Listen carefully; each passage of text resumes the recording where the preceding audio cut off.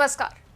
Mission पाक बेनकाब शुरू हो चुका है। पहलगाम आतंकी हमले के जवाब में हुई ऑपरेशन सिंदूर की कार्रवाई और आतंकी परस्त पाकिस्तान की सच्चाई दुनिया के सामने लाने के लिए भारत ने मिशन पाक बेनकाब शुरू किया है, जिसके तहत देश की तमाम राजनीतिक पार्टियों के चुनिंदा सांसदों का एक डेलीगेशन अलग अलग देशों के दौरे पर निकला हुआ है।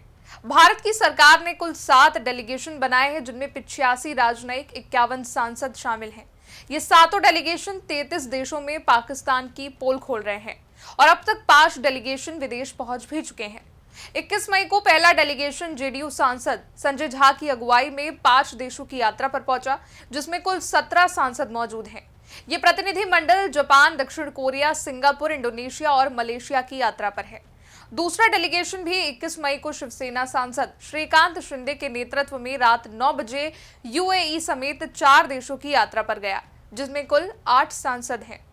बता दें कि तीसरा डेलीगेशन 22 मई को डीएमके सांसद कनिमोझी करुणानिधि के नेतृत्व वाला 5 देशों की यात्रा पर रवाना हो चुका है। ये प्रतिनिधिमंडल रूस, स्लोवेनिया, ग्रीस, लातविया और स्पेन का दौरा करेगा। चौथा डेलीगेशन भाजपा सांसद बैजयंत पांडे के नेतृत्व वाला बहरीन पहुंच चुका है और अब शशि थरूर का डेलीगेशन भी निकल चुका है।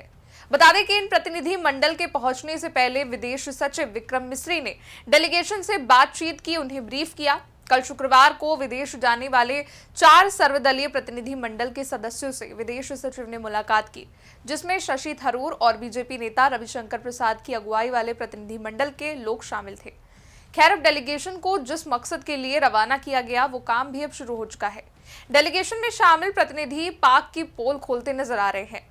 शिवसेना सांसद डॉक्टर श्रीकांत शिंदे के नेतृत्व में यूएई पहुंचे प्रतिनिधि मंडल ने अबू धाबी में यूएई की फेडरल नेशनल काउंसिल के सदस्य अहमद मीर खोरी से मुलाकात की।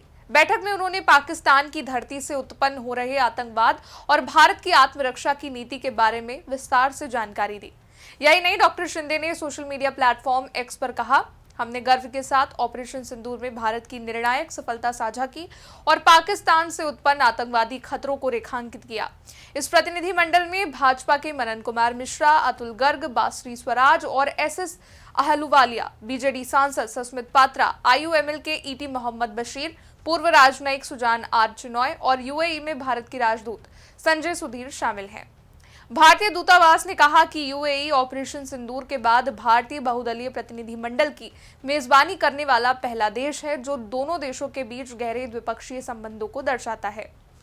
जिसके बाद यूएई संघीय राष्ट्रीय परिषद के रक्षा मामलों, आंतरिक और विदेशी मामलों की समिति के अध्यक्ष डॉक्टर अली राशिद अल नूमी ने इस दौरान कहा कि आतंकवाद का कोई धर्म या राष्ट्रीयता नहीं होती, ये पूरी मानवता के लिए एक बुराई है। उन्होंने कहा, हम इस बात पर सहमत हैं कि आतंकवाद सिर्फ एक राष्ट्र या क्षेत्र के लिए खतरा नहीं है, बल्कि ये वैश्विक खतरा है।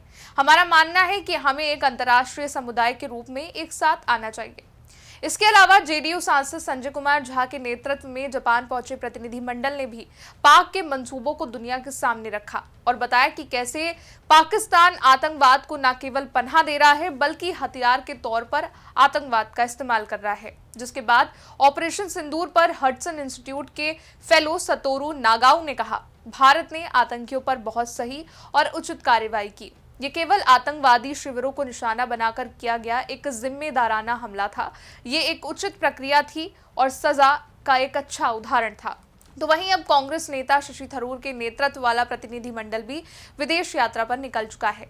मिशन बेनकाब पर जाने से पहले शशि थरूर ने यह साफ कर दिया कि आतंकवाद के मसले पर देश एक है। कांग्रेस सांसद शशि थरूर ने कहा कि हमारा पहला पड़ाव गुयाना का जॉर्ज टाउन है।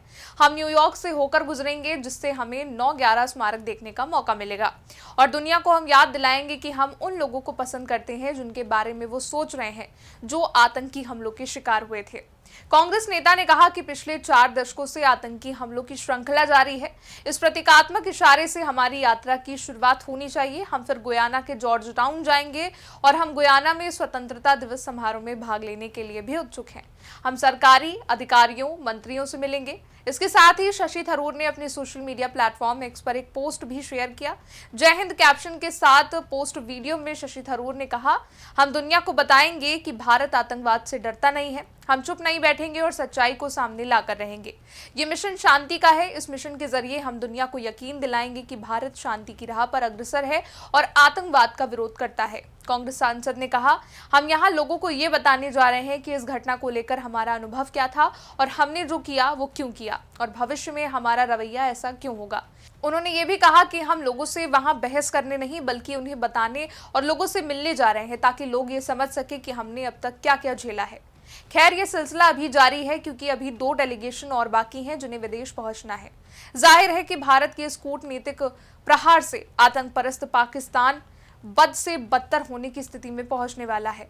पूरी दुनिया आतंकी घटनाओं से परेशान है और आतंकी लड़ाई में पाकिस्तान के खिलाफ है। इसलिए पाकिस्तान को भी ये डर है कि दुनिया के शक्तिशाली देशों की एकजुटता उस पर भारी पड़ने वाली है। इस रिपोर्ट में बस इतना ही। अगर आप चैनल पर नए हैं तो लाइक कीजिए, कमेंट कीजिए, शेयर कीजिए और चैनल को सब्सक्राइब कीजिए। शुक्रिया।